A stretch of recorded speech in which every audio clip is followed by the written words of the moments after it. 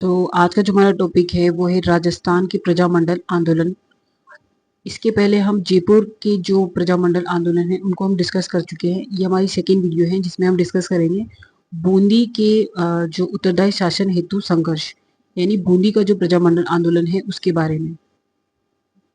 सबसे पहले हम देखेंगे जो बूंदी में जो प्रजामंडल आंदोलन हुआ है उसकी स्थापना कब हुई थी। ये हुई थी 1931 को, और इसका जो गठन किया था वो किया था कांतिलाल ने, और अध्यक्ष भी इसके कांतिलाल ही थे।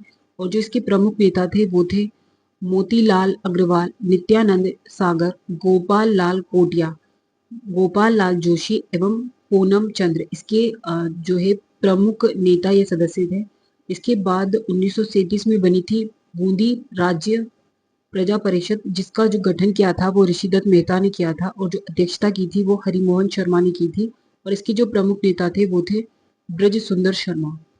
इसके बाद हम देखते हैं कि जो बूंदी का जो में जो उत्तरदायी शासन हुआ है वो किस तरह हुआ है। तो सबसे पहले हम बात करते हैं जो सन 1922 है उसमें।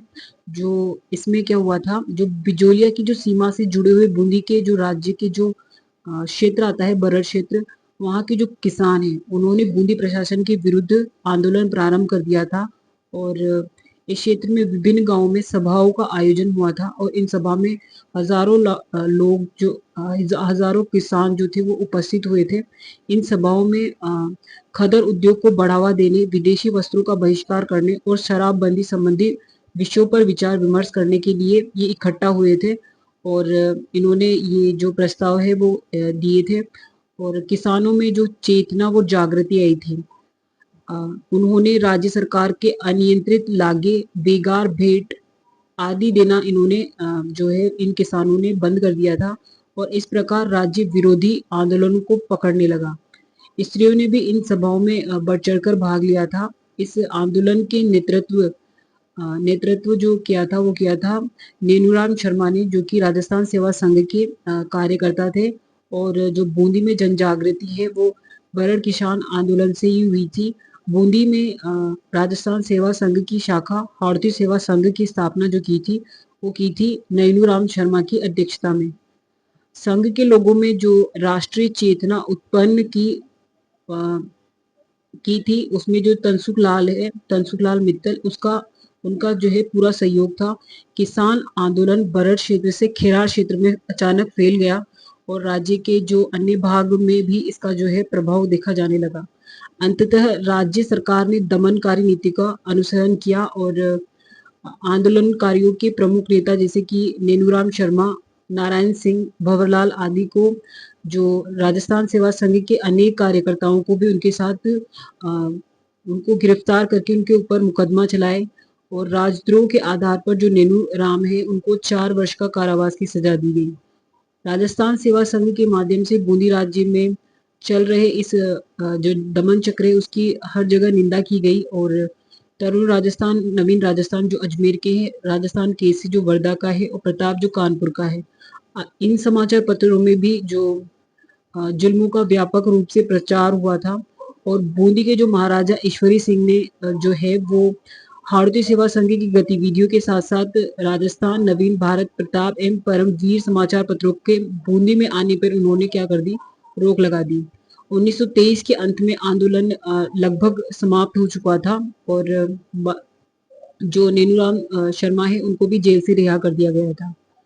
महाराव जो रघुवीर सिंह का देहांत 1924 के करीब हो गया था। उसके बाद जो गद्दी पे बैठे थे वो थे ईश्वरी सिंह। रघुवीर सिंह के बाद ईश्वरी सिंह को गद्दी पे बिठाया गया, और उनके जो शासन काल में जनता में कुछ घटनाओं में रोष बढ़ा, और राज परिवार के किसी सदस्य की मौत क्यों बढ़ा, क्योंकि ये बात है जब कोई राज परिवार की किसी व्यक्ति की मौत हो जाती है तो सबको सिर मुड़वाना पड़ता है, और जो नहीं मुड़वाता उसके सिर पर शालिमशाही जूतों से मार मार कर उसका मुंडन कर दिया जाता था।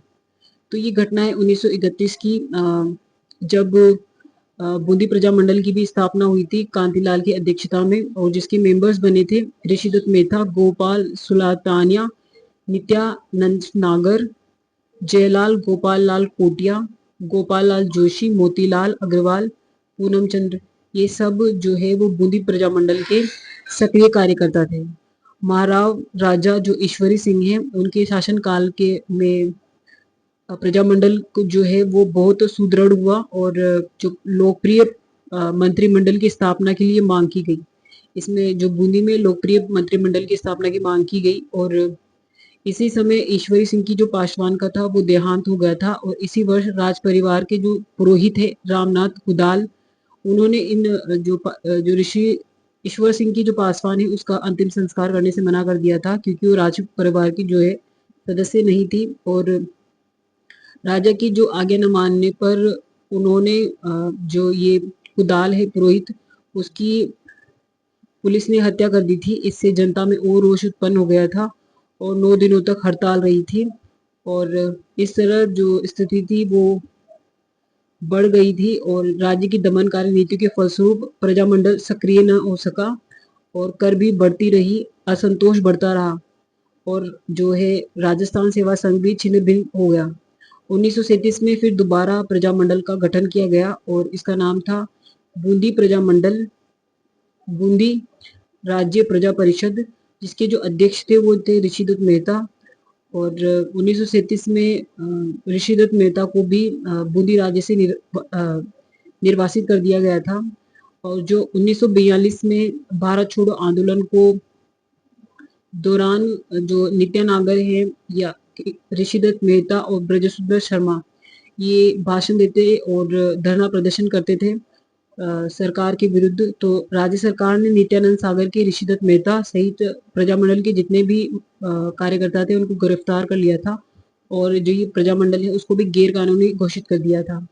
9 जुलाई को जेल से रिहा होने पर ऋषिदत्त मेहता ने 1944 में बूंदी राज्य लोक परिषद का गठन किया और हरि मोहन माथुर को इसका अध्यक्ष व ब्रज सुंदर शर्मा को इसका मंत्री बनाया।